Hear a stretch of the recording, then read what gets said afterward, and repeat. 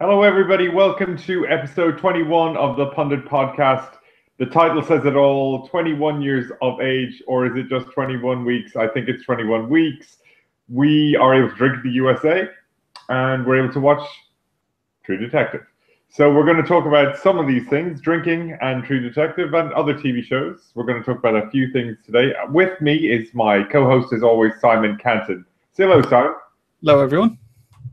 And we've got an interesting, eclectic show today. We're going to talk about a lot of random sort of things. And one of those things is a show that I have been talking about for a number of podcasts. And it's a show called Halt and Catch Fire. It's a show that has a number of really, really talented actresses and actors, such as Lee Pace, who's starring in a lot of these Marvel Cinematic Universe films. He's also been, I think, on Pushing Daisies. He's in Halt and Catch Fire. As well as that, Scoot McNairy. He's been in a lot of independent movies. One of them in particular is Monster. Mackenzie Davis, who's a young actress who's kind of coming up, and you're seeing in a lot of things. She's been very good and stuff. And Carrie Bish, who's also in Argo with Scoot McNairy.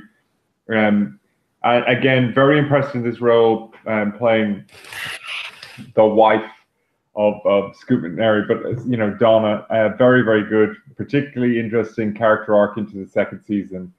But anyway, I have been talking about the show for a while. I've been commending Simon to watch it, and I think you finally have. So, as a start off, was I completely selling you down the river, or have you enjoyed it? And where are you? I mean, how many episodes have you got to see?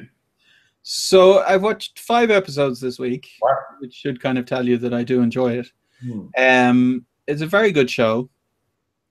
I think the reason why I didn't start until you'd talked about it over and over and over, and I was like, okay, I should watch at least one episode, was that the subject matter is difficult to sell. And it's still, even after watching it, it's difficult to sell because there isn't any explosions or spies or shooting or anything. It's some people in a company trying to make a computer. That's the plot of the show. And there's no, like, it's not like they sex it up and make it, but in this episode, they're making the computer, but some guy stole it or something. It's all just stuff that would actually happen in a company. So I am enjoying it. It's good that, I mean, obviously, it's great that they went back. I mean, it's obviously this came out when True Detective season 1 was on, and that whole idea of going back to the early 80s, that really sets the scene for it and gives them opportunities. Because there's a kind of an element, a bit like True Detective or other shows, you're kind of like going, oh, we know what comes next. So there's kind of allusions to kind of, or, to things we know are going to happen, But that was, I mean, it's not a major issue, but this is someone, like people had criticisms of the newsroom when that was on, saying, well, this is hindsight's 2020, you're 18 months ahead, so you know what's going to go. But yeah, no, people say that for sure.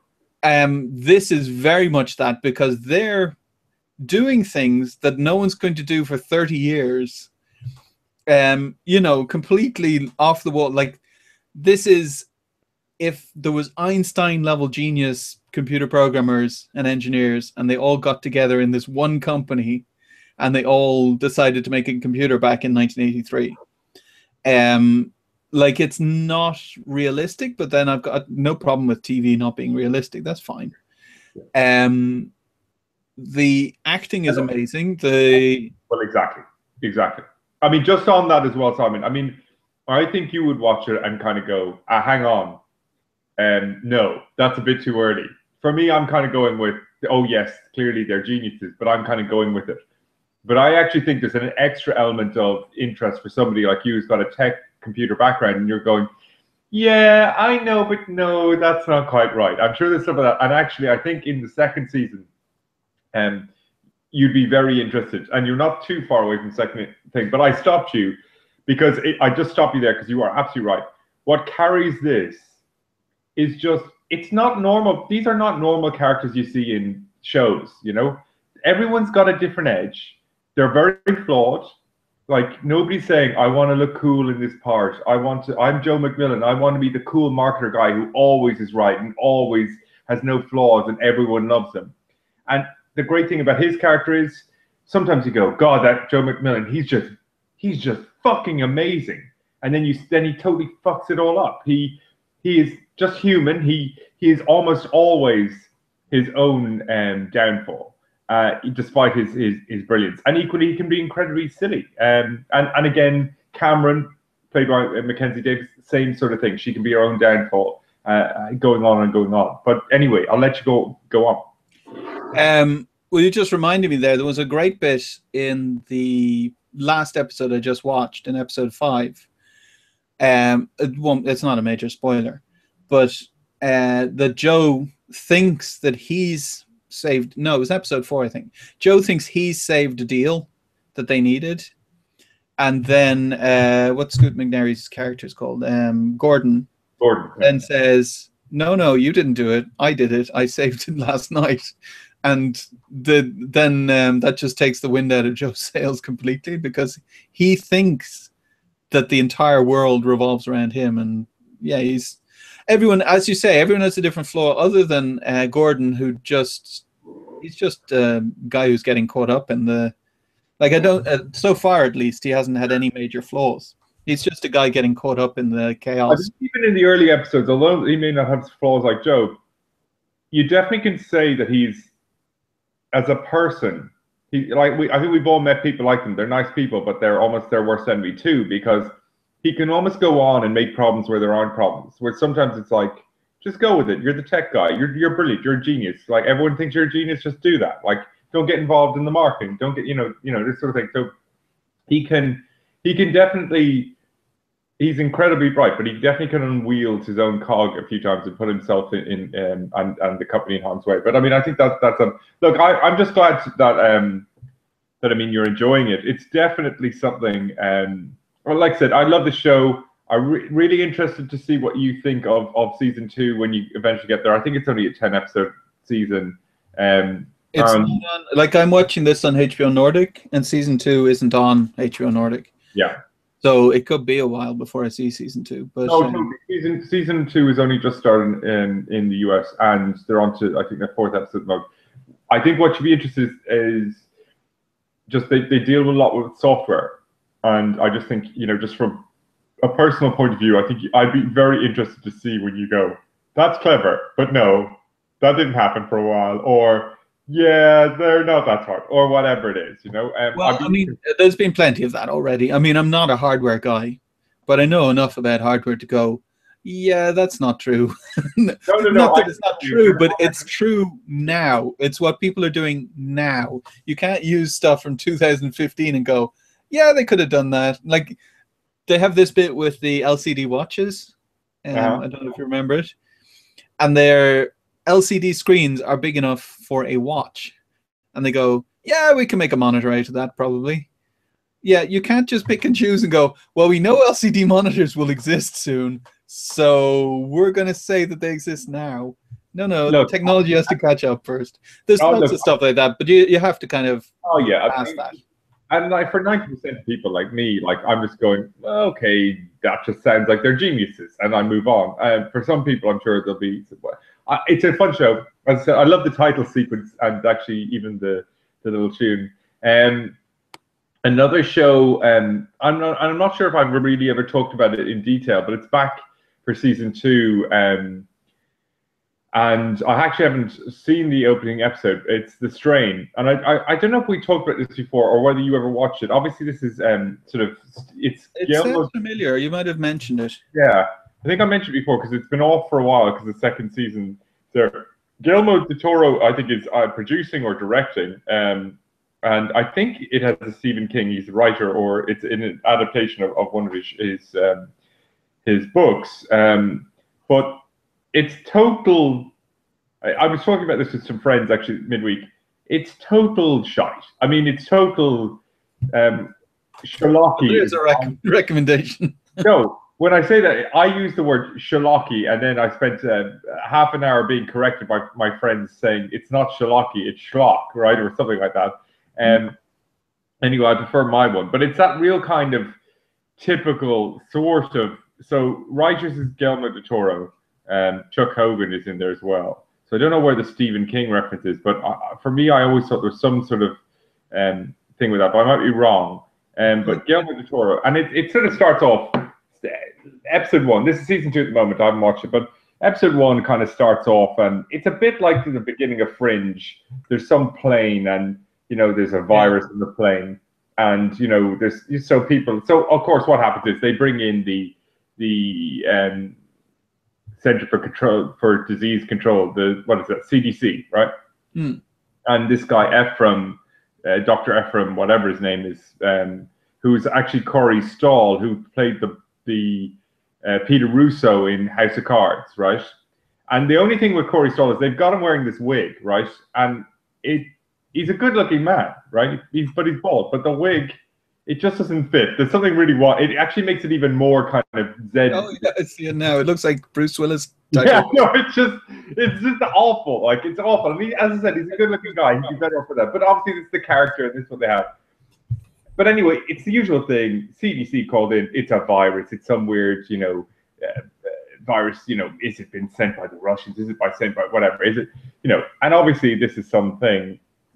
It's not a virus. It's some sort of mystical, whatever. Almost like zombies, sort of thing. It says vampires on the plot description. It's kind of vampires because they go out at night, but they're almost zombie-esque, But yes, the vampires would be the right thing. And then it has this kind of occultish thing, so that there's a character. I'm not going to give too much away, but you'll kind of get this very early on. There's an old guy character, which is very kind of a Stephen King kind of a thing. There's an old guy character who runs a pawn shop, and he seems to know what's going on. And it so happens then flashback to a concentration camp, where he was there with a German officer who has, in 2015, hasn't aged a day, and yet he has, because he was a young man. This sort of stuff, and without, I don't want to get into too much spoiler territory, but clearly something happens in the concentration camp, and the Germans looking for some occult sort of thing. That's where this all centers around, and that's what's up. And what I'd say about the strain is, look, it's not a great series. I like it. It's kind of silly and kind of, it's that kind of silly kind of thing that there used to be those TV serials which were Stephen King, like, and it's kind of a bit different. It's not even jump scary. It's kind of a bit, it's interesting. There's some good actors going on in it as well, and that's something to watch out for. But again, I think you'll probably find it on Sci-Fi or something like that. I'm not sure if it's on HBO Nordic, but it's certainly not on Netflix. It might be on Netflix. I don't know, but I mean, from your description, it wouldn't be that high up. Like, I have a lot of time for shows that are really well written, like Halt and Catch Fire is, but shows that are just poor. I mean, I've got plenty of those. I've already dumped. I don't need to start another one. Yeah, no, sure enough, it is a show that's come back for second season, so I just thought it'd be worth reminding you. But I think I probably said something about it's kind of a thing. You like it, or you won't. As I said, it won't be for everyone. It's more kind of campy, horror-y, that kind of thing. But it's good fun, But that's about as far as it goes.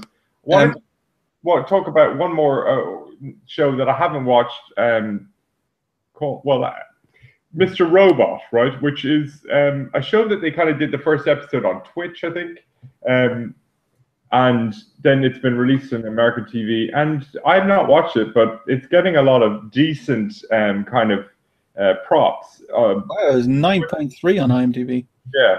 And this guy, Rami Malek, is the actor, and it's a young computer programmer, Malek, who suffers from a social anxiety disorder and forms connections through hacking. It's kind of a hacking. People kind of calling it like Watch Dogs, the game, except Watch Dogs, the game, was shit, and this is actually quite good.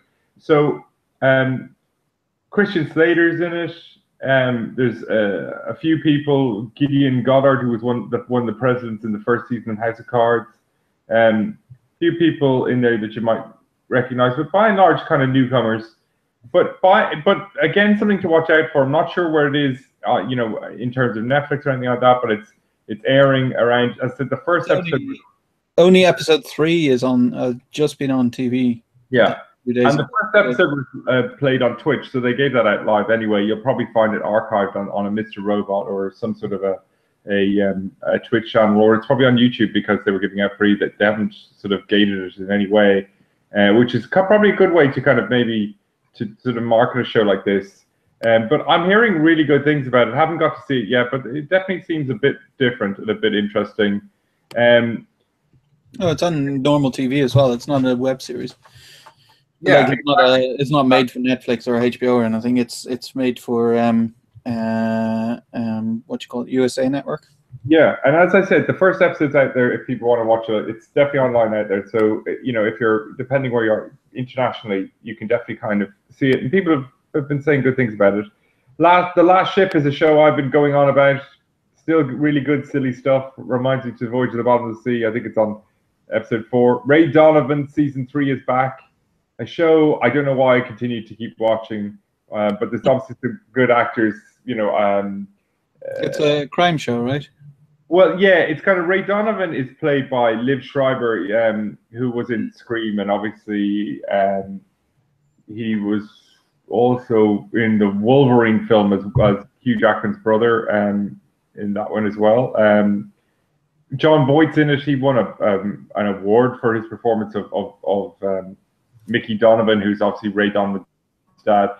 Ray Donovan's kind of like, he's this kind of heavy fixer type, you know, gangster type, but not a gangster. He's basically a fixer in Hollywood. So he goes around and guys are, you know, actors have got themselves in trouble. They've, you know, got some chick overdosed or something like this, and he'll make her disappear and, you know, send her on her way, give her some money, get her out of this. So that's what he kind of did. And he's obviously into some, you know, shady stuff. He's a very tough kind of character, but he doesn't need to use his fists. He's almost this, like Liv Schreiber is such a imposing big guy. But they've got their own family problems. It's kind of Irishy kind of family. There's, you know, his brothers and stuff like that. And then Mickey Donovan, who's this kind of convict dad who, you know, a bit of a waste of space, but it's quite interesting. It's got a soul. It's got a real soul. It's kind of gritty. It's not easy viewing, and it's all of it's quite dysfunctional. But I mean, 3 seasons in, getting a lot of, you know, it's a serious adult drama, and it's not for everybody, but definitely, again, show that's just back again. And I suppose if this episode, you might even describe it as, yeah, let's just remind everybody what's starting again for the new fall season or summer season. Strain is back. Last Ship came back. Mr. Robot's a new show. Ray Donovan's back. They're, you know, that sort of thing.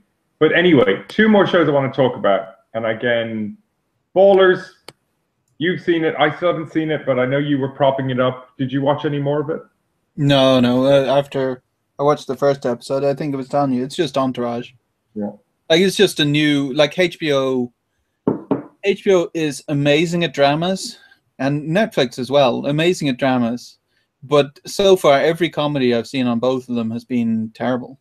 Like, they haven't made a good comedy so far as I've seen. Other than the one-offs, we were going to talk about 7 Days in Hell later. Yeah. But Ballers is just Entourage. Entourage, I watched for 5 seasons, maybe. Like, Entourage is kind of but I knew it was a dumb show even while I was watching it. Like, it's a stupid show. And Boulders is just more of the same, because Entourage obviously finished with their movie. So they were like, oh, we've got no comedy. How about we do the same again? Except this time it's American football instead of Hollywood. So it's exactly the same show. And I've already had my fill of that with Entourage, so I have no interest in watching Boulders, really. It's not a bad show. If you haven't watched Entourage, I mean, it's worth checking out. I haven't watched Entourage and I haven't watched Boulders yet, but I'm definitely keeping an eye on it. There's one other show I just wanted to mention that's relatively new. Only a few episodes, I think, have aired at this stage, maybe 5 or 6. It's called Humans. It's something like a parallel present where the latest must-have gadget for any busy family is a synth. So there's some sort of a synthetic human robot in families. And again, I actually think this is originally some show that Microsoft Film Studios were going to produce, but they kind of closed their film studios. Some interesting actors. William Hurt is listed in it. You know, it sounds like Real Humans. There's another show called Real Humans that I haven't watched any episodes, but I've seen it on Netflix. Yeah, I mean, I don't know, but it's a new show. It's out there. I'm not really sure, what take people are giving out, but it seems to have an 8.2 on IMDb. But it's a new show, so I never know if those kind of are sticking. But that's it really. So those are some of the new shows anyway that are out, or shows we're watching in particular, or have just come back again. Just one thing to say on True Detective. I know you've given up. Very interesting show this episode. Again, not much has changed. So the things that you didn't like about it have not suddenly improved. They did go for the scene this just gone by. They had this amazing kind of last 15-minute reel or whatever to end the show, which was this kind of non-stop action scene, which was quite impressive for a TV show. But actually, I think it'd be worth watching it just purely to kind of say, God, they did that really well, and then they blew it. You know that thing where they built up all this tension, and then they just totally blow it at the very last second, like because they overact, or they don't act enough, or it doesn't come together. There's kind of maybe an almost element of that in this thing, but it's quite an impressive scene.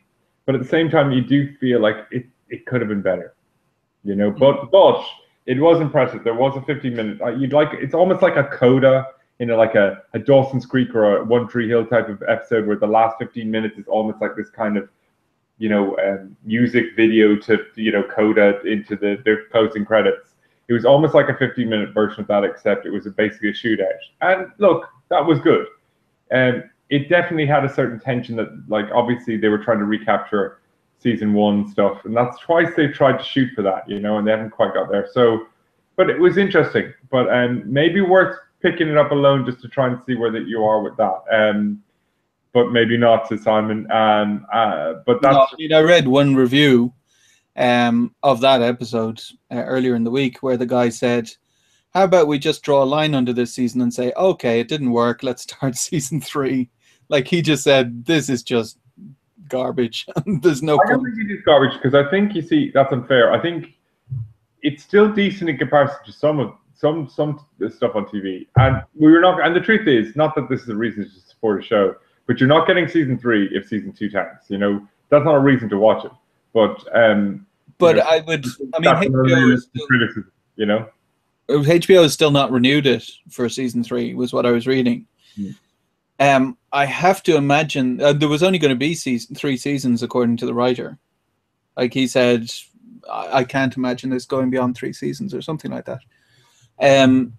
I could well see the numbers flagging a lot from all the reviews. Everyone seems to be saying this is terrible compared to the first season. Now, the first season was great up until the ending, but you can't set expectations that high and then deliver something so much lower, even if it's about on par. Like, season 2 is probably about on par with the normal crime show. It's it's a normal crime show. That's why I'm not interested, because I don't watch crime shows. If I watch crime shows, normally watch crime shows, but I have been watching Chicago PD recently, and actually I've been getting into them. Some of the Dick Wolf shows, I wouldn't want to watch all the CSIs and the Chicago Fire and the Chicago whatever, but Chicago PD actually is quite good. My shout out to Sophia Bush. So actually not bad. It's a silly procedural show, and it's kind of like, we're hard cops, but we're on the right side, even though we break the rules. But anyway, interesting show. Okay, well, we'll move on from the TV shows. A couple of things I know you brought to my attention. There's a couple of videos. Obviously, Comic-Con was at the weekend, and a lot of stuff came out of that. Some great stuff. For instance, on YouTube, totally for free, there's IGN and the Nerd HQ, have released 50-minute panels. So they've edited it down. They've panels of 50 minutes, like Yvonne Strahovski, William Shatner, which was a great panel. I mean, you could listen. He's got such a great voice and great storyteller. You could listen to him, read the phone book. Advise anyone to have a look at that. Anyone listening to the podcast.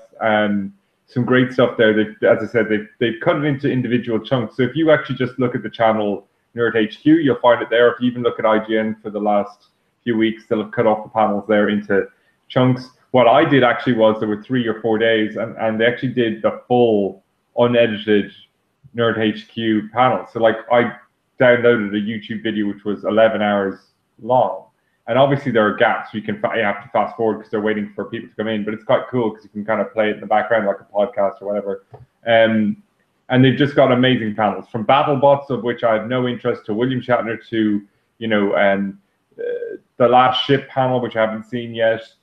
Obviously, there was an awful lot of panels. William Shatner, Von Strahovski, Jennifer Morrison, loads of people. Ultimately, even if you weren't doing IGN or Nerd HQ, a load of streams, a lot of stuff came out. You have a lot of stuff came out, a lot of new trailers for the Suicide Squad, Batman versus Superman, the second trailer, which seemingly got a lot more popular support than, say, the first trailer did. And it does look a bit better for sure. Also, Star Wars had a con, Game of Thrones had a con. Everyone had a con. Behind the scenes thing for Star Wars, which was great. Yeah, you should be that, and you can find that on YouTube for sure. There's a kind of a Comic-Con reel of Star Wars, and I think the point about it was this particular reel just showed how much this is going to be a film with practical effects. It was like having in bold. They didn't literally, obviously, but it was almost like they were blinking the message. This is not like the prequels. This is not like the prequels. Please don't think this is like the prequels. Exactly. So, I mean, great content out on YouTube that you'll find all the stuff for free. It'll be almost like you were there. And as I said, these panels are great. People get to ask, loads of questions. I know you linked me to an article which confirmed a number of things about, obviously, one of the panels they had for the Game of Thrones, they were asking a lot of questions, particularly about misogyny, which is a topic we've covered here in relation to Game of Thrones and how they deal with it. They talked to the various actors on the panel. They also asked whether or not Jon Snow is really dead, which it appears. Well, one of the creators of the show said he is deader than dead. But you'd expect him to say that, Simon, wouldn't you? No, but to me, it means one of two things. Either he is dead, or he is coming back as a White Walker, but that's it. Like, you cannot... Who will then get converted back to something else, one presumes. No, because as I said before, that would just end anyone's interest in the show. Even the people who love Jon Snow would go, "Oh, you mean yeah, I really want to." Simon? Huh? People like your wife. Yeah, but she's got 4 seasons to watch now before he drops dead. So, like she started watching in season 5, and we're just on episode 9 of season 1 now, going from the start. So she's got plenty of episodes of Kit Harington to look forward to. And yes, I was completely wrong. She does fancy Kit Harington. All the girls like Kit Harington, unfortunately. Although it might surprise you, the guy that brought her to season 1 was Sean Bean. Yeah, it's funny because Sean Bean had a TV show last year called Legends, which really I watched the first episode of it. I just thought it was a total muck. But there is something about Sean Bean. He's got something in him that, like, he's got a charm that people like, men and women, I think. So we'll give him a chance. Okay, just on that, before we get back to some other topics that went on at Comic-Con, I know Nathan Fillion had a con as well. He's trying to release I'm not sure if it's a film or a docudrama of this Con Men web series or something like that. I think it's a web series. I mean, the trailer didn't. I wasn't particularly pushed about the trailer, really. I don't know if you saw. It's like a snippet, like a 3-minute thing of Alan Tudyk on the toilet at a con. Yeah, I didn't see the trailer, but because I kind of want to stay away from it. I think because I might watch it. I think what's interesting is these two guys, Nathan and Alan Tudyk. It's Turek, is it, or Turek? Tudyk, I think. Yeah. They obviously been in films and TV shows like Firefly and I, Robot, obviously. But they're very big in cons because they're very charming and they're very good in public, and they have a huge fan base, even if their individual shows maybe didn't quite always, get have a long running sort of thing. Well, I mean, Nathan Fillion's in Castle, which has been going for 10 seasons. Sure, but I mean, that's true. But I mean, I'm talking more in the nerd sort of thing. And I've never seen Castle, so maybe I'm all. You should watch Castle. I mean, I watched it up till season 5 or 6 or something, and it's a crime show. It's not really my type of thing, but it's not a very serious crime show. Like, it's very comedic. Like, it's Halloween and he dresses up as a space cowboy, and then everyone says, "What kind of thing is that?" And he goes, "Well, the coolest thing." Yeah, I mean, there's lots of references to Firefly in this. He's very meta. He's very funny. I mean, like, I saw a lot of him last year at Nerd HQ Comic-Con panels.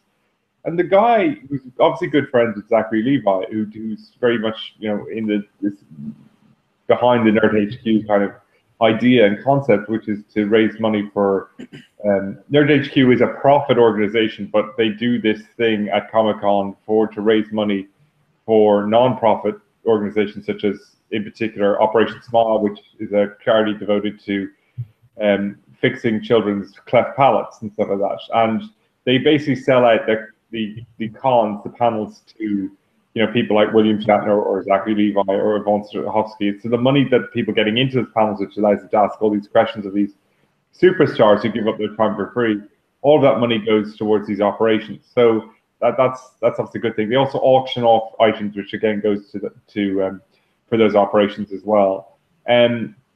So that aspect of Nerd HQ is a non-profit. It's just a charity raising organization. But anyway,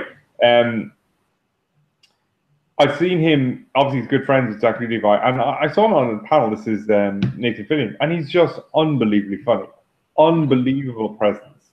Obviously scripted. He's a funny guy. He's a good actor. He has had a very good career, but just even live, I just can't imagine. He's just got a presence. He's very, very cool. I'm really looking forward to him being in a main character in Halo 5, the new game coming out very soon in October. But yeah, it's an interesting show. They're kind of, it's more meta stuff. It's exactly what you're saying about Castle. It's like, hey, I was in Firefly, and then I'm in Castle, and I refer to Firefly, and I go to all these conventions. I'm very popular, and now we're going to. Although they have a made-up show because obviously they can't use the word Firefly for some reason. Sure, of course, it's just a reference. But I mean, and then they're going to make this meta con about them being in the con, even though that's what. I don't know. I mean, from the trailer, just to give you the cliff notes of it. So he's in the bathroom. Alan Tudyk is. Yeah. He's in the bathroom. He goes into a stall, and then whilst he's trying to use the bathroom, someone's asking for his autograph from the next stall. Is basically the whole thing, and it's not really joke. It's the joke is that he's in the bathroom and someone's interrupting him in the bathroom. And while I get that that's awkward, it wasn't funny for me. So sure. I don't know. Maybe the show will be funnier. I don't know. Maybe. Another thing came out of a lot of stuff came out of Comic-Con. We're not going to be able to cover it all. There's an awful lot of stuff that came out. You've all probably seen the trailers of Batman, Superman. We're not going to cover that in any great detail other than, it's cool. Ghostbusters, shots of the Ghostbusters in costume. Couldn't care less. I mean, I have to say, I think we all grew up. We love that movie. It's great. We love at least the first movie, and probably but the second one's not bad either. No, absolutely. I like the second one. And let's face it, these guys, were at that time were the primo Murray, Aykroyd, massive comedians of growing up, and the thing is, does a film like that need to be remade? It's like remaking The Godfather, because in comedy circles for its time, there was no need to remake that. You might say that about a lot of things that are being remade at the moment. I genuinely see. I prefer sequels than remakes, because at least you don't trample on what before. If you reboot something completely like Spider-Man, Spider-Man, I really like the Tobey Maguire movies. They had their 3-movie arc, and then they moved on to somebody else and they did their thing. So be it, right? But I even liked the idea that when Brandon Routh did Superman Returns, which I think is a good movie and was unfairly criticized, that in effect was not a reboot. It was actually kind of like a sequel. to the Donner film. Yeah, well, that was the point, that he'd buggered off to space for a while and then come back. And kind of looked like, Christopher Reeve and everything like that. Man of Steel did nothing for me. Nothing for me. Maybe the whole reason Man of Steel was shit was because they blew up there was so much explosions like a Transformer film for literally 30 minutes, and I'm too old to deal with that. But maybe now that those explosions in ruining the city was just a plot point for what this movie that we're now going to see, which I think is going to end up being 2 movies. But anyway, yeah, I'm not sure. Look, I have no problem with it being an all-female cast. That's fine. I just don't know why they couldn't have done an original IP with an all-female cast. But to put them into an old IP like that, it's just silly. To me, it just seems a bit silly. But look, maybe for a new generation who wouldn't be bothered watching, Dan Aykroyd and Bill Murray be at their funniest, or couldn't put up with Ray Parker Jr.'s theme tune, maybe that's what this film is being made for, that new generation, and not for us. So, c'est la vie. It's going to be made. There's movies from our childhood I think should be remade. Like The Breakfast Club, for instance. No. I think that should be definitely remade, because it has aged so badly, whereas the Ghostbusters has not. Like, my kids saw Ghostbusters years ago when they were, 9 or 10 or whatever the ages that it's kind of aimed at, and loved it. Whereas I watched The Breakfast Club with my kids, and when they were teenagers, and they went, okay, that was a movie. Like, there was not aged that much. Yeah, it's aged a lot. Like, I love that movie. Like, that's one of my Only because the kids aren't playing computers all the time. No, but it's not even that. Like, it's very much of its time. Like, you see their kind of concerns. Ferris Bueller, then. Huh? So is Ferris Bueller. No, Ferris Bueller's still fine. Like, it works perfectly fine. Because The Breakfast Club, I guess, is because they're talking about things that don't exist anymore. Like, there's a great bit in 21 Jump Street, the movie, where they go into the parking lot of the school, and they get into a fight with some guy, and they say, like, "Oh, you're so gay," and then punch him. And then the other guys around him go, "What? Why'd you punch him for being gay? What's wrong with you?" And they're like, that's the kind of, they've in a few years have aged out of the out of where society is, and that's kind of where Breakfast Club is gone. It's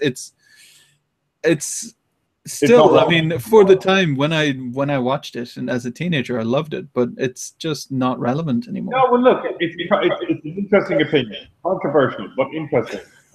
Yeah. No, I just wouldn't think of it, but to be fair, I haven't rewatched it in a while. We talked about Breakfast Club at one of the beginning of our podcast. We did a love story to that generation of films, and Breakfast Club was very much up there. And it just had its 30th anniversary. So when you talk about aging, you're not wrong, but possibly. But sometimes it should be left alone, and they just do a different type of a similar movie, with their own characters. Sure. I mean, if they made, like, not The Breakfast Club, but whatever, the Detention Room or something, and it was practically the same movie, but it had its own name, that's fine. I mean, I'm with you. I don't understand resurrecting old movies other than the name recognition, because they know certain people are going to know it. But if you pick something like Ghostbusters, I guess there's a lot of kids who will have seen Ghostbusters, just like my kids have, so that's recognizable. But sometimes Point Break, for instance, which teenager is going, "Oh, I loved Point Break with Keanu Reeves, I better go and watch the new one"? I mean, it's not a well-known movie, I wouldn't think. We've already trashed the trailer there, and I know we don't want to be too judgmental about something that's not out yet. There's just no need to remake Point Break. It wasn't just an IP in and of itself. When it came out, what it was just simply an action vehicle for two stars who were on the rise, and then probably made a very ordinary movie quite cool. But it's just like, you get what I mean? That there's no one no one's heard of it in the teenage generation. No one is going to go Point Break. I remember that movie. Oh, I can't wait to see the new one, because there's no name recognition. And for us, we wouldn't see it because it's about teenagers. I mean, it just doesn't make sense to remake that. If you're going to remake something that's got a lot of name recognition behind it. Yeah, I mean, for instance, there's some chat lately about doing Bill and Ted's Excellent Adventure 3. And Keanu Reeves said he'd be up for that, and I think Alex Winters has been talking it up as well as a possibility. I like those films. Maybe 2 wasn't as good as the first one, but I like those films. And 2 is still good. Yeah, I really love 2. They are very good. And time travel movies that manage to kind of keep it all linked together is a good thing. And I did like them. I like the music. I like the music time. It would be very interesting in a time traveling thing for them to link it into 2015 and the past, right? So that would be interesting to see how that has happened and what they could do with that. And I suspect they would be able to do something quite good. But again, it wouldn't be a reboot. It would just be the same actors continuing on the story in some respect. And I'd actually be happy with that. It's just continuing on something you loved without interfering what went before. And that could be good. It could be terrible. It might, but at least it's not this whole idea of kind of remaking films. If it's an IP like Spider-Man, there have been loads of different types of Spider-Man, right? And loads of different types of Batman. And I can understand that, you know. Tobey Maguire had his 3-film run, you know, Michael Keaton had his 2-film run, you know, blah, blah, blah, and it was kind of continued on.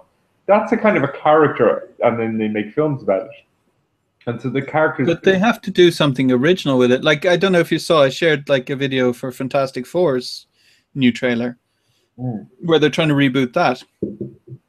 And the original movies, the 2, not the originals, but the ones from like 10 years ago or whatever, I actually enjoyed, although a lot of people hated them. They were just family-friendly kind of light comedy things, which I guess if you're a Fantastic Four fan, you might object to, but it was fine because I watched them with my kids and it was appropriate for the age they were at the time. But it looked like the remake is them going into whatever space thingy that makes them get their powers and then fighting Doctor Doom again, which is exactly the same as the movie that we only saw 10 years ago. I mean, I don't see the point of that at all. Like, why remake a movie why remake the exact same story? If you're going to do Batman, for instance, like Christopher Nolan did not do... stories you see are so set in stone that they have to repeat the same thing, which is what the first film did, and then they're going, well, we're starting again, but you have to stick with this lore. It is a problem. It happens in Spider-Man things as well. They slightly moved away from it in the new versions here, but it's one of the problems with kind of nicking an IP like that. It's a bit like Batman. How many times have we seen Bruce Wayne's how many times have we seen that scene where Bruce Wayne's parents are killed in front of him? In almost every... Yeah, but that's what I was going to say. Christopher Nolan did not repeat the 80s Batman at all. Like, he went, okay, 1960s one is the camp one, which has a lot of things going for it. It's quite funny. The 1980s one I didn't enjoy, but a lot of people liked, with its kind of flavor of Batman. And he went, okay, well, the 1960s one is boff and biff and dance numbers. 1980s one is kind of very fantastical, which you'd expect from Tim Burton. So he went gritty and said, okay, it's realistic then, because that's a new direction to take it in. But Fantastic Four, the remake, just looks like the same. I mean, it's the same thing with different actors. Graphics as opposed to 2005, basically. Yeah. Yeah, but I didn't even mind. Like, the original Fantastic Four had what's his name? That's Captain America now. Chris Evans. Captain America. Chris Evans. Yeah, Chris Evans, who was great as Human Torch. Welsh guy. Yeah, I mean the rest of them were fine too, but like Chris Evans in the original ones was kind of, in the 2 Fantastic Four movies, was kind of the wisecracking, guy who jumps around. So that's who Johnny the Human Torch is meant to be. I mean, I watched the cartoons in the 80s. I don't know if you did.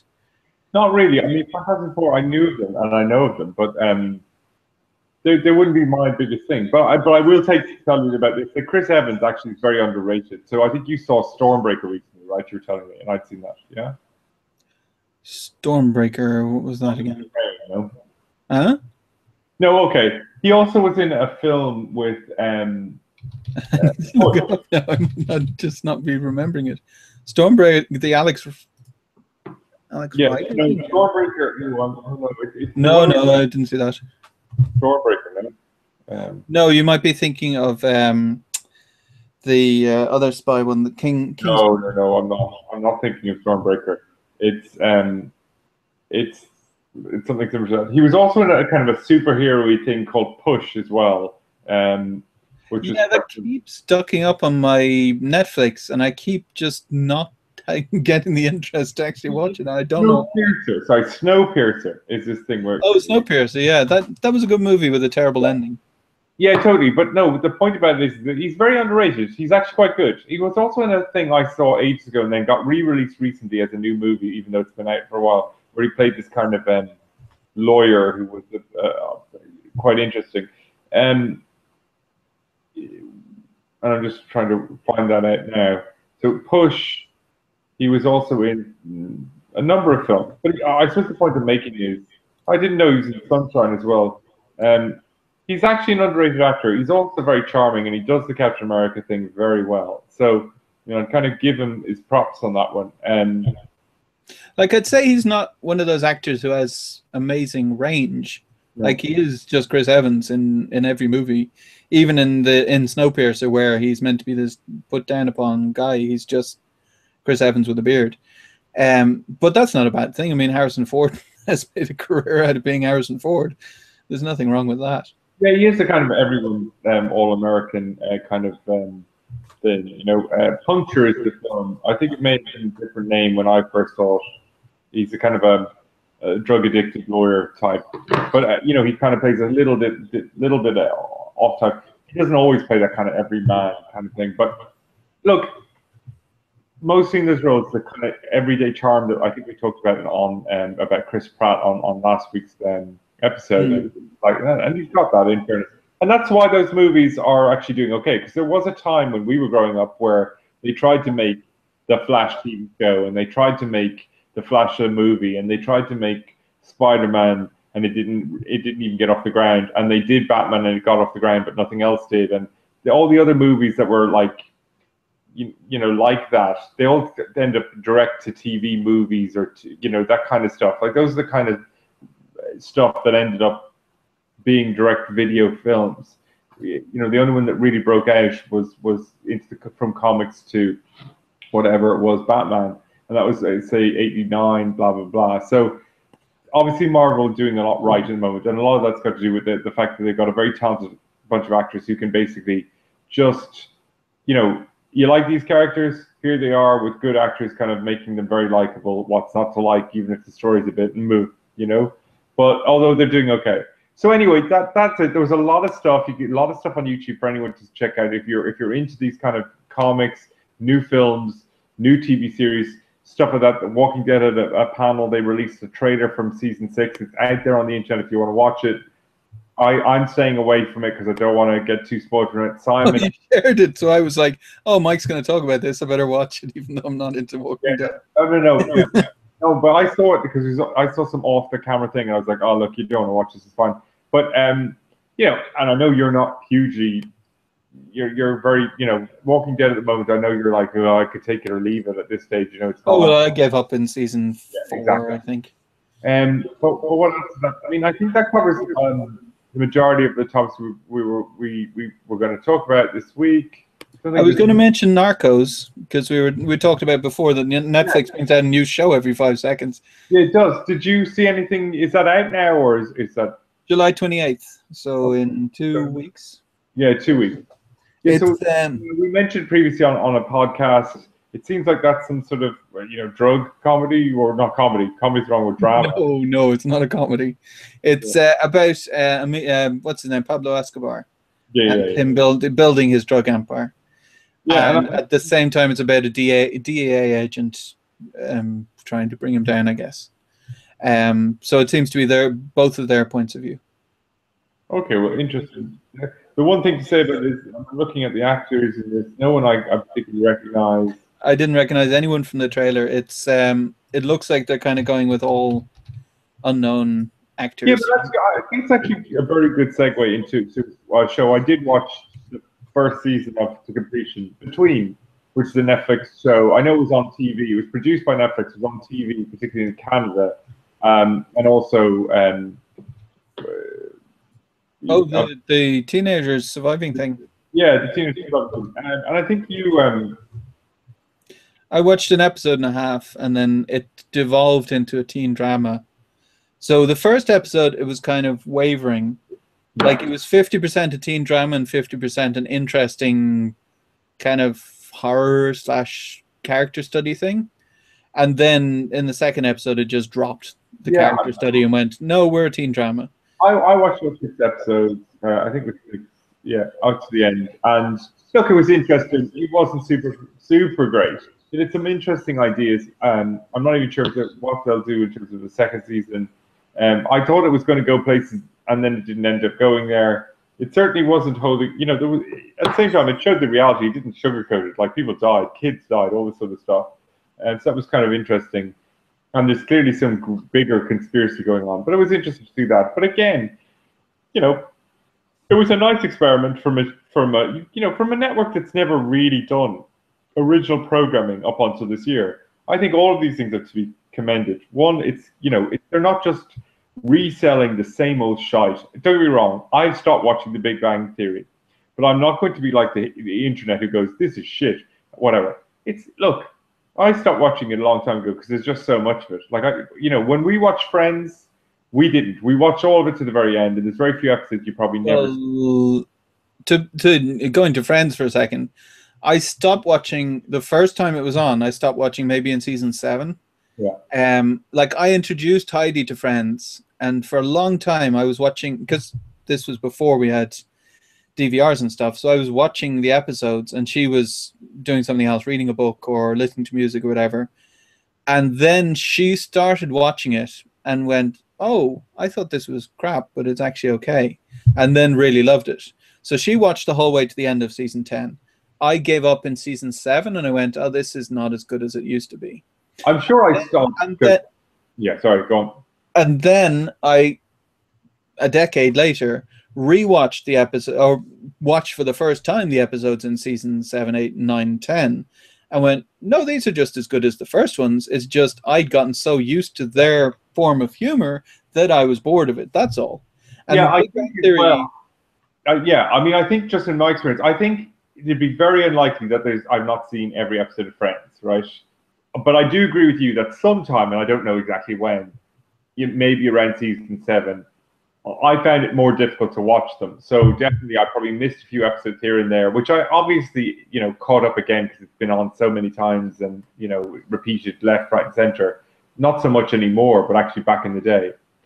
But so I definitely think there was a period of time in some season where I probably tuned out, or wasn't as religious as watching it as we all had been. But I'm sure, as I said, I got back into that. But I agree with you. That was probably more to do with the fact of, you were probably doing something more work got in the way, or it wasn't important anymore, mostly due to, not having as much time as you had before, and just saying, no, I couldn't be bothered. But ultimately coming back and seeing it on a rerun or whatever, I can't imagine, there wasn't something I didn't get back into. But like, as I said, that's that kind of a show. How did we get to this? I don't know. You started talking about like Friends, like every episode. Where was my segue from that? I have no idea. You were talking about Big Bang Theory, that you'd stop watching Big Bang Theory. That's exactly it. So Big Bang Theory, I think, is a fine show, right? And I've tried to kind of start it from the beginning, whatever. And I kept getting, I get to season 3 and it'd be weird. I think I've seen all of up to season 3 several times, and then for whatever way it was being shown on TV, I kept missing episodes or whatever. But it's obviously a huge series that people watch in droves, and therefore it's got some merit. And let's be fair, it's actually funny. I think it's good. It actually reminds me a lot of Friends, albeit in a different context, and maybe not as clever because it's more. It's kind of a different kind of a cultural thing. But it got very broad, I think. going on. Like at the start, it was there was jokes in there that were physics humor or nerd humor, and they got dropped because a lot of people maybe weren't getting them. Sure. And that was kind of the spice on it for me that was keeping me going watching the show, because the broad humor I'm not that interested in. Like 2.5 Men, I have zero interest in watching. Although the nerdy humor, It could be fun though. 2.5 Men. Charlie Sheen was on it. Charlie Sheen was on it. When he was. Anyway, doesn't matter. You watched 2.5 Men? Back in the day when Charlie Sheen was on. Oh. Wasn't he on it for like 8 or 9 seasons? Yeah. Okay. Anyway, I have zero interest in that kind of comedy. But The Big Bang Theory, it's Chuck Lorre is both. That's why I'm mentioning it. Yeah, Big Bang Theory had the nerd stuff, but it did drop the nerd stuff when it came to like season 3 or 4, whatever it was. And then it was just broad humor. Like, look at these guys, they're losers. And then they all end up getting everything they could possibly wish for, which is also, I don't know, it's not a major issue. I have no problem with people enjoying it. I just stopped enjoying it. No, neither do I. I suppose look, I don't even remember where we segued into this one, but I suppose what I'm saying is, look, there's loads of stuff like that. There's loads of different choice. It's good that like Netflix are taking a risk, and they'll do their Grace and Frankie, and they'll do their House of Cards, and they'll do their Orange is the New Black, and not all of them are going to work out. Just look at CBS. Like Gotham is a show that released with Ben McKenzie this year, and it's got huge criticism, and there's a lot of problems with that show, including the acting, which is at times appalling, like really appalling, right? But I will admit that I stayed the course of the first season, and it got better. It got more interesting. But it's a long way to go. It really has. And when I say it got interesting, it's fine, right? It is nowhere at the heights. Even if you think True Detective season 2 is terrible, it is still 1,000 times worse than that. And it is awful. But what I'm saying is, so even big CBS shows or Fox or whatever channel, they take chances and it doesn't work out. Netflix have to do the same thing. And frankly, the great thing about something like Between or, this new drama, Narcos, is, look, it might be for me. I might hate it. It might be, it may not be for me or you. It might be somebody else go, this is great. I want to see this. This is cool. And so I think the choice is there. I mean, Netflix is just, it really is not. Did you see the other thing? They launched it. There's another show coming out. It's in Spanish. So they're now making shows in Spanish as well. Yeah. Like not just shows in English. There was a show about some football club, which I have zero interest in football. So I don't know that I might check out an episode just No, but that's really right, because you can't just concentrate on the American Netflix holders. You've got to make sure your Netflix are getting the same, or you can't get the same deal because of licensing. Let's get them something a bit more European-centric, or American-centric. Well, there's more Spanish speakers in the world than there is. And I'm getting to that, or Portuguese or Spanish-centric. So cover all of your markets so that, it's not just House of Cards. We're putting money into an English-speaking series. The thing is, and something I didn't realize about Netflix was, and I've said it before, I didn't even realize that Netflix wasn't in France until this summer. Mm. I was like, I just assumed it isn't. It's only been in the UK and Ireland for a long time. But actually, France and Germany only getting it this summer. Summer just gone in 2014. And I'd always assumed to see the wider, greater Europe. It wasn't. So. But that's an assumption as well. When I was living in Ireland, that I didn't realize. So Ireland gets a lot of stuff because it's so close to the UK. Yeah, but we always think if we got it, we were the last to get it. But but it's not true at all. Norway usually doesn't get anything because it's a small country that speaks a language that's just unique to itself. Yeah. So you've got 4.5 million people who mostly speak Norwegian. I mean, they have English as a second language. So then companies just go, oh, should we translate it? Nah, screw it. They have to weigh the cost. Like there's only going to be a certain percentage of those people will be interested in a TV show or a movie or whatever. We get subscribers to it if we don't translate everything, Do we have to put the infrastructure into that site with subtitles, stuff like this? Well, that's another thing as well. So the shows that are in, say, French, the what's it called, the Untouchables, the French movie, not the original one, but the one where the guy's in the wheelchair and the ex-con guy is wheeling him around. So that's in French, and in Norway they have only Norwegian subtitles on the movie.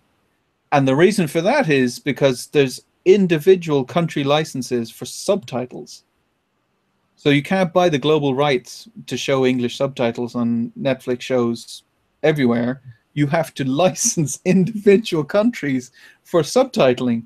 So then they also have to go, how many English speakers are there in Norway who are going to want English subtitles on this French movie? Probably not enough to cover the cost, so we won't do it. I don't know. It's a big mess. They need to really sort out all that licensing. I'm sure they're licensing even rating systems. You know what I mean? Which shouldn't be prohibitive, but you'd be surprised about. I even know there are certain. Like Russia, for instance. Oh, the game's delayed in Russia. Why? Well, because we missed the censorship date, and they don't hold another meeting for 4 months. So, we can't get the game in there. The Irish Censor Board has had these problems too, where there's only a volunteer group, and the game was released in Ireland too late before they could give it the PG, and they're like, well, it's unrated, we can't release it. When are you sitting again? Oh, not till next week. So we're delaying this game by 7 days when it's going everywhere else digitally. It makes no sense in a digital age to be doing that anyway. Yeah, no, but I'm just simply saying there's an infrastructural thing. If Netflix is going to new nations, and I underestimated that. But anyway, it's great. There's definitely an awful lot of content. A lot of content. I mean, I actually so much content that I still haven't caught up with House Guards. I still haven't caught up with Grace Frankie. Not started Orange is the New Black. And all these new stuff's coming on. Now, admittedly, I'm about to go on holidays in 2 weeks' time, so I will have plenty of time to run. Someone spoiled Orange is the New Black, by the way, for me. What? Someone was sharing something on Facebook that spoiled. I'm guessing pretty major thing. Nothing about it, so I won't. Huh? It can't be me because I haven't even watched that. No. It was like a vulture or something like that, like an actual. Careful now. That's the problem. It's a reason why. It's like if I don't watch Game of Thrones straight away, and I think they do this deliberately, but if I don't watch, because if you don't watch Game of Thrones straight away, it's almost like you just can't go near this stuff. I mean, we've talked about this before, but anyway. But in fairness, I mean, Orange is the New Black was out. I don't know, a month ago, probably. Yeah. So. I mean, I've had a month to watch it, but the problem is they're assuming that I've had the time in that month to watch 10 episodes of TV show. So having the headline be a spoiler, I think, is kind of crappy. But what you going to do? Totally. Okay, well, we're going to finish up. We've actually a lot of stuff we want to talk about. Maisie Williams in Doctor Who. What's that story about, Simon? You have a YouTube link there. She's in an episode of Doctor Who. There's nothing particularly... She's in an old episode? Huh? In an old episode? No. She's in the newest episode. I think I'm not up to date on where they are, but I think there's a new season started, and Maisie Williams is in an episode then. Okay. Well, that's good news. That's good news to give to our viewers. I did not know that. That's cool. I mean, that tends to be. Cool. I must say that she is a really cool bird. She's just, as you've said before, really good in social media. She's funny. She's smart. I want a lot of good things for her, and I hope she doesn't just get pigeonholed into this role, which I'm sure she won't, because she's great. What I was going to say about it is that a lot of the time when people pop up as like a one-off kind of episode in Doctor Who, then quite a lot of time they end up as a companion later on. Like, obviously, there's a lot of people in a lot of episodes. But I could well see her then moving to being a Doctor Who companion in a couple of years' time when Game of Thrones wraps up. Sure. You've also got a news article here on The Geek by TJ Deitch about Paramount movies getting in-home streaming 17 days after theatrical release. Just a quick thing on that. Wow, what are your reactions? This is the way it's going to go, isn't it, Simon? Yeah, well, I mean, the problem is movie studios and TV companies are very, very, very slow. Like the music industry, for instance, moved to this model ages ago. The game industry has moved to this model. You release everywhere in the world and try and hit as many people as you possibly can. And like the game industry used to have, it's going to be on GameStop now, and then we'll have digital download in a year's time. And they had to drop that. And movies and TV, I do not understand why they haven't dropped it already and started doing this. Like, they have to be losing so much money because they're not releasing it at the same time. Like the new Mad Max movie. Marketing. Isn't that the point? Which is, you're doing all this marketing now. So why don't you get the people in the cinemas, the marketing, and at the same time, 70 days later, the marketing is still active for people who can now get it on your TV screen at home.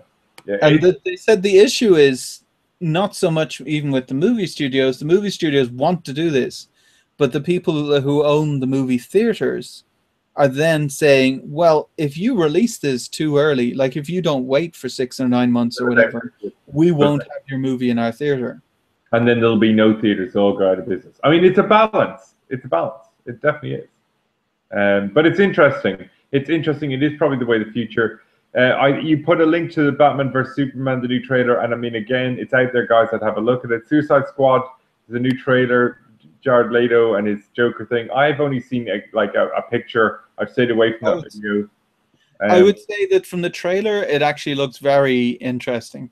Yeah, a lot of people said that, and I'm interested to stay away from it, which is good. But the trailer's out there. There's a trailer for The Man from U.N.C.L.E., which I certainly saw a little bit of. Hugh Grant is in that, although I think more as a kind of an older role as opposed to any sort of spying going on. Who's in that, Simon? Uncle. I was just going to mention about the Suicide Squad before we move on. Okay. So what I was going to say about Suicide Squad is that it's the bad guys in it are being portrayed as being damaged people rather than mustache twirling kind of evil people, which seemed like a much more interesting way to do it. So there's a lot of different bad guys clubbing together, and they're giving the reason why they would do something good as being the fact that they're not bad for bad's sake. They're, I killed the guy because he killed my girlfriend or whatever, that kind of stuff. I just thought that was quite interesting. The Man from U.N.C.L.E. Henry Cavill, Armie Hammer from obviously the So from the trailer, it's a British agent and a Russian agent, and the Cold War is on, and they have to club together to stop things that are in the common interests of both Russia and Britain. So it looked interesting. Then I was never a true Man from U.N.C.L.E. person when we were growing up, but that might not be a bad thing, because although I knew of it, so I knew it was something people loved, at least I'm not completely jaded about it or have any particular set views in relation to it, So I don't think I've seen an entire episode. I've seen bits of episodes. Yeah. The first thing I want to talk about is, and you put a link to it, is Heroes Reborn. And you have a little note here saying, look, you gave up the original series around season 4. I'm currently on Netflix at about season 4 as well, where it was just before it was about to, I'm told it's about to fall apart, but at the same time... Oh, no, it's fallen apart long before then. Well, it has, in the sense that it wasn't as good as season 1, but at least it was, I think it's about to get worse, because I think they're, sometime in around season 3, season 4, I think they get rid of all their new characters anyway. But anyway... Well, I haven't finished off wherever they were before it went completely arse over tit. Heroes Reborn, Zachary Levi's in that. Obviously, the panel's talking about this new reboot in Comic-Con. Again, I'm trying to stay away from it because I'm hoping to watch the show. I mean, I really would love if somehow or another they managed to kind of get back to the beginning of, or the end of season 1 and the beginning of season 2, and just totally sort of say, this is how it should really have started. That was all a parallel universe. But it's not what happens. No, it's not what happens. The trailer it's a continuation of the original Heroes series. So the characters who are in Heroes, the original series, are in this, playing the same, it's the same actors playing the same characters. It's like a new batch joining the cast. I really didn't understand why Heroes kept going as long as it did. And in fairness, I watched it to season 4 when I should have given up in season 3, maybe 2. I think the problem just got terrible. Good, but they just never were able to deal with it, Well, season 1 was so great, and then Tim Kring came out and at the end of season 1 and said, so season 1 has, I guess, I don't know if we're going to spoil. No, I think it's okay at this stage. Season 1, at the end of season 1, this is a spoiler, but they're meant to kill this main bad guy called Sylar. And then the last shot of season 1 is a drain leading away, like a trail leading to a drain. And that was really disappointing because you're going, no, the whole point was save the cheerleader, save the world, and kill Sylar. That was the whole point. So if they didn't kill Sylar, that's a real kind of FU to the whole season. What was the point? And then, so that was troubling. And then Tim Kring, the creator of it, said, yeah, I hate superheroes. I think they're all stupid. And I never read a comic book or liked any superheroes at all. And the fans went, okay, that's not a great thing for you to be saying when you're making a superhero show. And then season 2 wasn't good at all. Season 3 fell apart completely, and season 4 was just garbage. And it really showed that the same is True Detective, that someone can fluke tapping into something. That you can't be completely without talent. But when you're creating, you can create something that really resonates with people and you don't know why. And I think Heroes was one of those. And the fact that the new series is just continuing the thing that had already fallen apart. As you said, like, they should just reboot it completely and start from scratch. That would have been a great way to do it. You do have the opportunity of doing some sort of, maybe a bit of a cheat, a bit of a time switcheroo, and sometimes the internet might go crazy about that. But actually, if it was to do that, to actually repair the damage that went on after the start of season 2 onward, maybe people would forgive this forgive the show because, oh, this is what we really wanted from the beginning. That would be a great way to do things. But look, I think, like everything, I've always wanted to finish the full run of Heroes, which I haven't done. I think I'm going to try and do that in the immediate future. And Heroes Reborn, look, there's some new characters. Zachary Levi is, totally new character. He wasn't in the original series. I assume there's more people like him. So maybe they will give it a go. I hear, like, for instance, he's going to have quite a dark character. And there's he's the hunter guy. It might be a new Skylar type of thing, a new Zachary Quinto. But, we'll see. But I think it's a really tough one to do. And I think it's what the worst thing about it is, this could just remind people of the disappointment they had with what was a very good show. I don't understand why they do that either. Why they wouldn't just start it with a new, like, call it Supers and then start with a completely new idea, because I mean, they use because there's a cash element to it, profitability. It's about people crunching numbers, and marketing. I tell you this though, one of the things about Heroes, sometimes people say, "Oh, it happened in the writer's strike and whatever." I mean, that's not an excuse. That's complete crap. No, that's not true. Maybe that would have screwed up one season, but they would have had time to regroup and get on with it. It just never happened. There wasn't enough there, or if there was, it didn't end up on a page.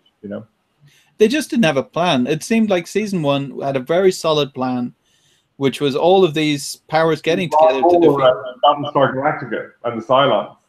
They have a plan. What was the plan for Battlestar Galactica after 8 seasons, Simon? Oh, I didn't even watch the end. I even rewatched Battlestar Galactica going, okay, this time I'm going to finish Battlestar Galactica. I watched from the start. I went, this is such an awesome show. I remember how much I loved this show. I got to about the same point and went, no, I'm not interested in watching any more of this show. Like when things go complete, like when Kara goes fucking completely mad, where it's just like, it's really hard to keep going. But there's some brilliant episodes in there. Some great TV. And that was really the start of good TV. My threshold for suffering through TV is way lower than yours. Like, you'll watch shows like The Strain and like Last Ship and stuff. I'll just, no, life's too short. I won't watch that. I'll just move on to the next thing. Well, we're going to move on to the next thing and the next episode. So the next episode will be episode 22. So let's finish off episode 21 by saying you can get me at Bad Barrister on Twitter. You can get Simon at scanton. And you can also find Simon's stuff on simoncanton.com, where you'll find his blog posts. his books, which he sells there, some merchandising, Simon Canton merchandising. So check that out. And it's not for me though; it's for my books. It's not just pictures of me on a T-shirt. Well, that would be kind of cool, though. I mean, like there should be. Why aren't there pictures of you on T-shirts? This is incredibly good. A lot of books. There's some free books there. I think as well, free to try. There's books to purchase as well. Information about Simon's books, some great stuff there. Definitely check it out. You'll find a podcast on Simon's website. You'll also find the podcast on iTunes. Like and subscribe. Even review us if you can do that. That'd be great. And you can find them as well on YouTube. Again, as I say every week, give us a question on Twitter to myself and Simon. We'll follow up, or maybe there's something you want us to deal with in the show. And that's just about it. Simon, have you anything to say? No, shout out to the people who mentioned us on Facebook. That was quite cool. Okay, what was it? Now I have to find the name of the individual who mentioned us on Facebook, and it's very bad for me not to know that. Let's see. John L. Monk mentioned us on Facebook. Huh? He just said, "Oh, from the title of your video, I agree. True Detective is a load of crap." Okay. That was all it was. Well, indeed. John Monk, by the way, is also an author, and he writes really good books. So go and check out his books too. Yeah, fantastic. Absolutely. All right, well, that finishes episode 21. As I said, we'll try and see you next week. Hopefully next week we'll have more exciting news to unpack, unravel, describe. But until then, see ya. Bye, everyone. Stop the broadcast now.